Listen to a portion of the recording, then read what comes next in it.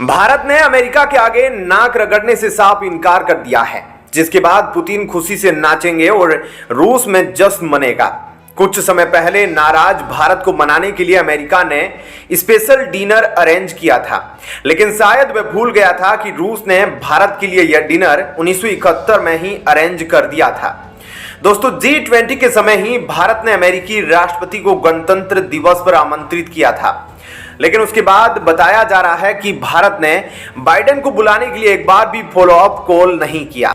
मतलब मोदी ने बाइडेन को कॉल नहीं लगाया। भारत ने इनविटेशन देकर छोड़ दिया, उसके बाद कुछ भी नहीं बोला। क्या यह इशारा बाइडेन के लिए काफी था कि भारत आतंकवाद से समझौता नहीं कर सकता?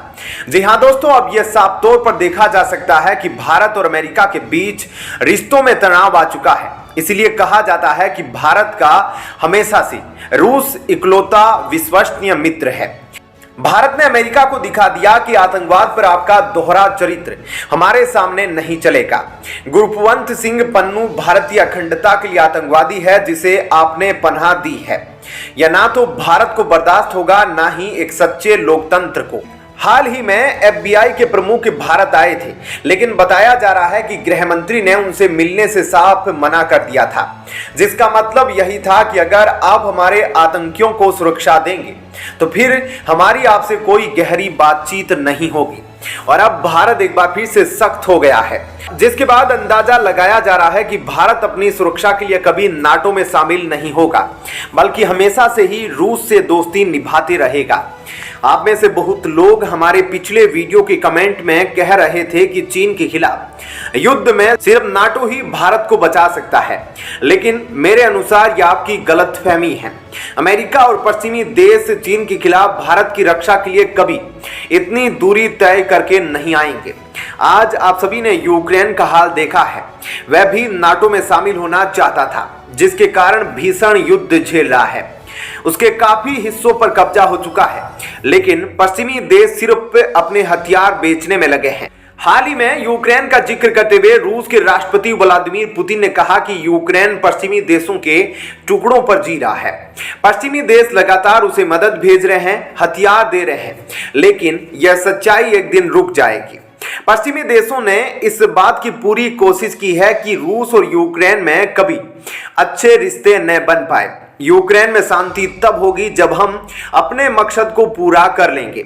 हमारा लक्ष्य अब भी पहले जैसा ही है। दुनिया देख रही है कि रूस अपने हितों के लिए लड़ने से नहीं डरता है। पुतिन ने कहा, यूक्रेन को सेना से मुक्त करना हमारे एजेंडे में है।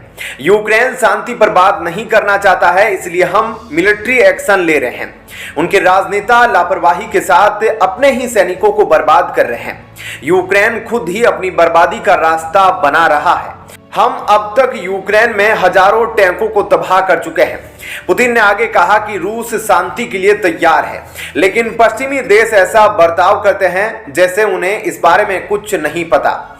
यूरोपीय देश अपनी संप्रभुता खो चुके हैं। वो अमेरिका से ऑर्डर लेते हैं, इसके बावजूद हम अब भी अमेरिका से बात करने के लिए तैयार है। हमारा मानना है कि अमेरिका दुनिया के लिए जरूरी है। यूरोपीय यूनियन का जिक्र करते हुए उन्होंने कहा कि हमने यूरोपीय यूनियन के साथ कभी भी रिश्ते खराब नहीं किए। वो हमेशा हमें पीछे धकेलते रहते हैं। हम दशकों से यूक्रेन के साथ भी अच्छे रिश्ते बनाने की कोशिश कर रहे हैं। उन्होंने गाजा का जिक्र करते हुए कहा कि गाजा और यूक्रेन जंग में कोई समानता नहीं है। गाजा के मामले में UN में कई बार समाधान पर बात हुई, लेकिन कुछ देश इसे लागू नहीं होने दे रहे हैं। मिडिल ईस्ट में समस्या को सुलझाने के लिए 2 स्टेट सॉल्यूशन ही इकलौता रास्ता है। मतलब साफ है दोस्तों, पश्चिमी देश अमेरिका के साथ मिलकर सिर्फ अपनी रोटी सेकना चाहते हैं। उन्हें भारत में होने वाले आतंकी हमलों से कोई परवाह नहीं, बल्कि वे लोग खालिस्तान आतंक की मदद से भारत में कत्लेआम मचाने की भी कोशिश करते रहेंगे। इसलिए जब कभी भी अमेरिका भारत को डिनर टेबल पर बुलाता है तो कहा जाता है कि भारत अमेरिका के साथ टेबल जरूर शेयर करेगा, लेकिन क्लास में रूस के साथ हमेशा बैठना पसंद करेगा। कुछ दिन पहले भी जयशंकर के एक बयान ने 31 देशों की बोलती बंद कर दी। ये सभी देश मिलकर भारत को नाटो में शामिल करना चाहते थे, क्योंकि नाटो को पुतिन ने मार मार कर अधमरा बना दिया है। अगर भारत नाटो में शामिल हो जाएगा तो पुतिन नाटो को बुरी तरह नहीं मार पाएंगे। इसी वजह से अमेरिका पीएम मोदी को डिनर पर बुलाकर नाटो में शामिल होने का ऑफर दे रहे हैं, जिसमें मोदी गए भी नहीं थे, लेकिन वे आतंकवाद पर अमेरिका से भी समझौता करने को तैयार नहीं। शायद इसी कारण जयशंकर ने पहले ही साफ कर दिया है कि उन्हें सब पता है और इस वक्त भारत नाटो ज्वाइन करने वाला नहीं है। चीन को ठोकने के लिए भारतीय धुरंधर अकेले काफी है। पश्चिमी देश हमेशा चीन का डर दिखाकर भारत को नाटो में शामिल करने के लिए लुभावने सपने दिखाते हैं। अगर सच कहा जाए तो नाटो अपनी इज्जत बचाने के लिए भारत की शरण में आने की कोशिश करता है, लेकिन दोस्तों यह वही नाटो के देश है जो मोदी के आने के पहले तक भारत के सामने हमेशा आंख लाल पीला किया करते थे। आज इन्हीं सब देशों की आंखों से लाल और पीले रंग गायब हो गए हैं और ये लोग हमेशा हरे रंग का लालटेन लेकर भारत को हर मौके पर ग्रीन सिग्नल देने में जरा भी देरी नहीं करते। नाटो को बुरी तरह बर्बाद कर चुके पुतिन के नए ऐलान से नाटो में भारी खलबली मची हुई है। अमेरिका और पश्चिमी देशों के सारे हथकंडे पुतिन के खिलाफ फेल होते जा रहे हैं, क्योंकि इस वक्त भारत ने रूस की मदद के लिए पूरी दुनिया से टकराने का फैसला ले लिया है।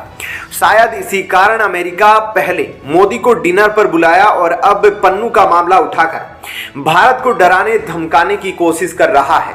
लेकिन पुतिन भी पहले ही साफ कर चुके हैं कि मोदी को डराना धमकाना आसान नहीं है।